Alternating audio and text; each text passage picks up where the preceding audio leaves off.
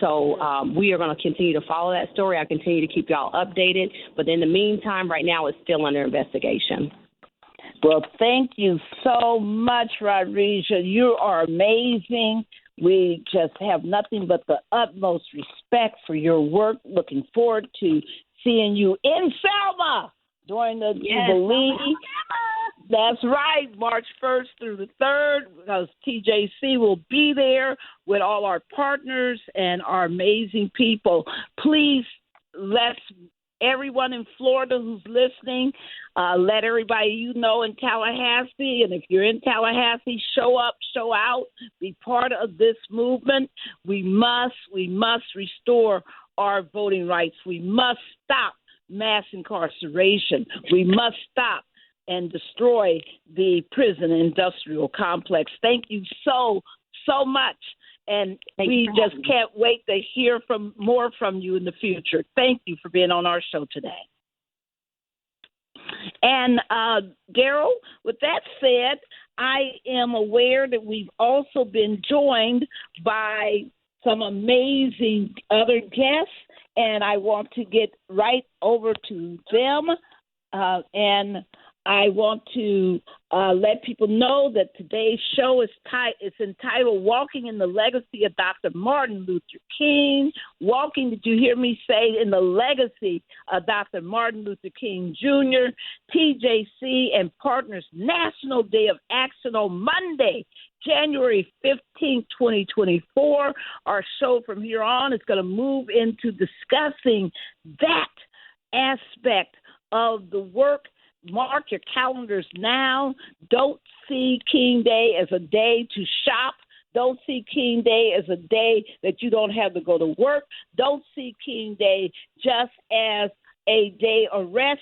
See it as a day of action. And we're going to be talking with some amazing new guests. Daryl, do you want to introduce our guests who have joined us, Andreas Cubillos and Miss Breanna Appling?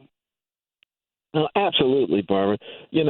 Cynthia Robbins has just done an outstanding job working with us on our 8th Circuit action that we have going on down in Arkansas. But we have some other folks that are also working on it along with Cynthia and just a wonderful national team. And two of those people that are working on it, one is Breanna Appling. She's a Transformative Justice Coalition Fellow. She was in the class of September 2023, so she was there with us, Barbara, with the Congressional Black Caucus. She is a content creator. She's worked with brands like Under Armour and Amazon, Planned Parenthood. She's an alumni of an HBCU, the North Carolina Central University, and got her degree there, her bachelor's degree there with the concentration in African American Studies. We're also pleased to have with us, Barbara, Andres Cubillos. And Andres, he too is a TJC fellow. He was in the same class with Breanna at that Congressional Black Caucus training. He's a campus organizer. He comes out of Florida State University, where he is a senior, and I believe is a graduating senior, I think, and maybe has already graduated. Yeah. Oh, he's graduated. Oh, yes. Yeah, he graduated, and he's also been active with the Student PIRG and just an incredible voting rights ambassador, voting rights, defender, just an incredible person on young activation throughout the state of Florida, and particularly at Florida State University. So we welcome both Breanna and Andres to Igniting Change, Barbara. Welcome you all. Welcome. Hello. Hi. Thank you so much. Hi. Oh, it's great to have you. Well, why don't we start off, with a couple of questions that'll help our audience, really focus on you and why you're in this fight. Every one of us, we get up every day, we decide, what we're going to do, who we're going to be, and how we're going to operate in this society. But you have made huge decisions to focus on voting rights. So I want to start with you, Cynthia, because people need to know you. You are an amazing leader. You have made our communications committee in this fight against these people who are trying to destroy the Voting Rights Act. You have led our communications committee. You've been a huge force, but you've done so much more, and you're working on so many other critical social justice issues. Tell people, why are you in this fight? What's gotten you into the fight, and why are you so dedicated to this fighting against this Eighth Circuit opinion? I am so happy to be with you and for this opportunity to ignite change on the issue of voting rights. It's an area that I have obviously been involved in as a voter, as a citizen, but it's not an area that I personally have done a lot of work historically in, except as a concerned citizen. But the reason why I have been drawn to this work is in part because of this radio show and all of the things that I've learned from the Transformative Justice Coalition, but also because I've been watching what's going on. And one thing we can know, if there's this much effort at keeping us out of the polls and away from voting, we have an inkling as to the importance and the power of the vote. Of course, Congressman John Lewis said it often and well and so effectively, but there is a reason why the forces of racism and those who counter democracy have worked so hard to keep Black people, poor people, concerned people, young people away from the polls and the ballot box. And so that is always a clue that we need to keep our focus and our eyes on the prize. The Eighth Circuit opinion slipped under the radar screen on the 20th of November, the week of Thanksgiving. The Eighth Circuit issued an opinion saying that all of a sudden, after nearly 60 years of cases and a very effective work by ordinary people, organizations like the ACLU and the NAACP, the Legal Defense Fund, all these organizations that have been standing up for our rights in the ballot box, suddenly the court said those organizations and concerned citizens who are discriminated against at the polls cannot bring cases. Cases could only be brought by the U.S. Department of Justice. That is a huge change. And they said it like it's no big deal. It's a huge deal. And so I'm excited that we have a very robust committee of concerned folks from around the country who are saying, we're keeping our eyes on this. Decision came out of a case in Arkansas. We're keeping our eyes on Arkansas. We're keeping our eyes on the Eighth Circuit. And we are going to be standing up to make sure that we protect the power of the vote. Thank you.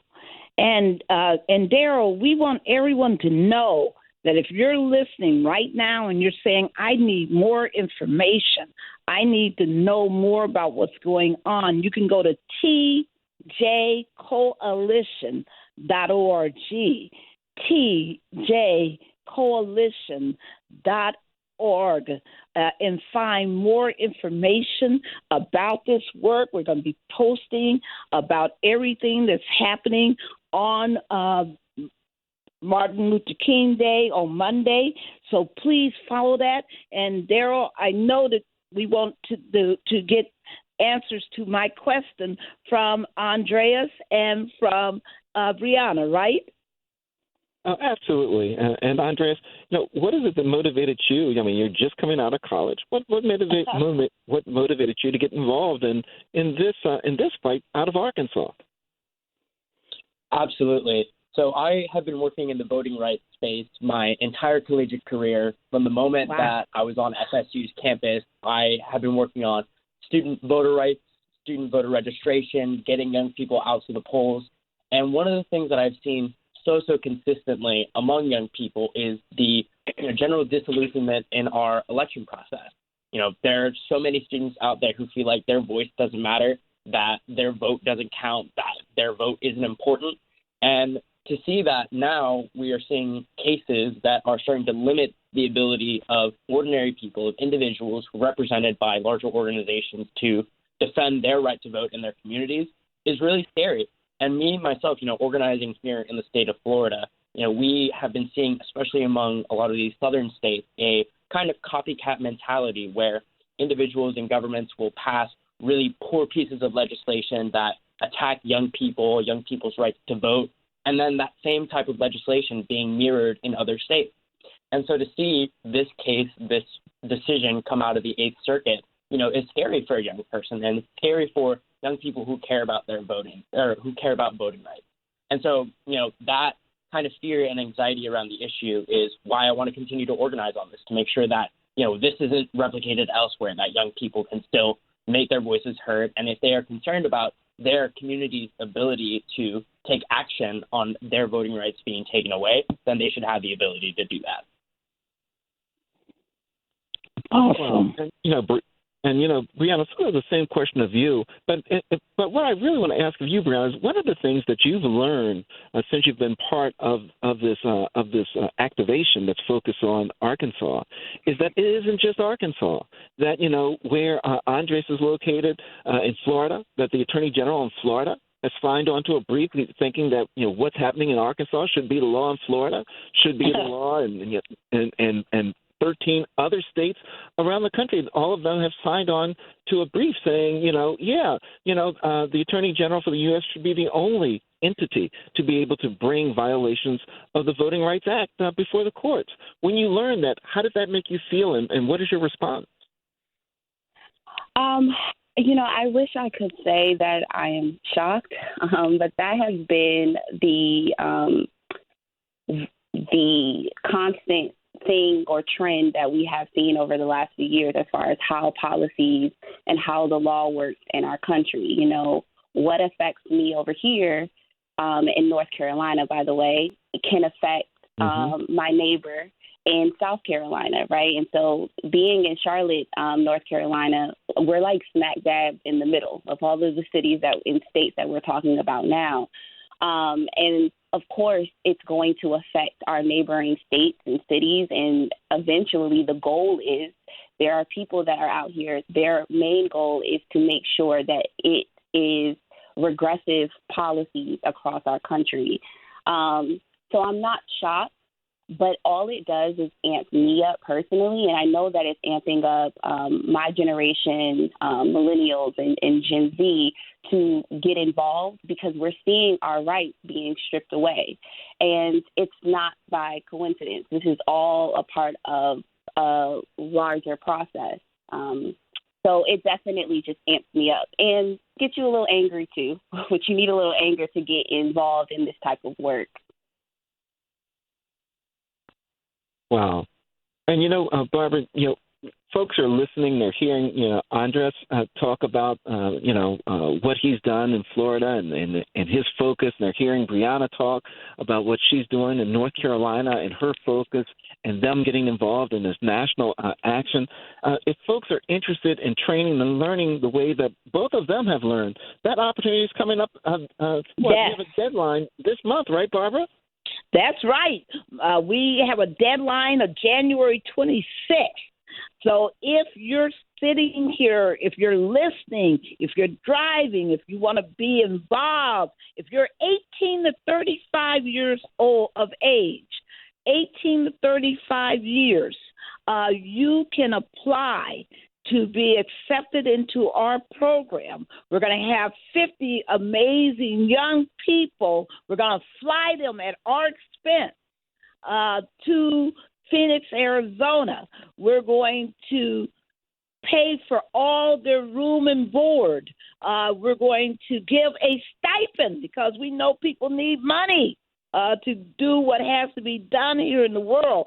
Do you have to be a college student? No. But you can be, absolutely. If you're working, if you're, formerly incarcerated, but you love voting, you want to be on these front lines in 2024 and in the future on voting, then you want to join us for this training. You got to be part of this. So you can go to tjcoalition.org and fill out that application, tjcoalition.org, and apply right now. If you are listening and you got friends, you got relatives, you got classmates, people you know who should apply, you should be calling them right now saying go to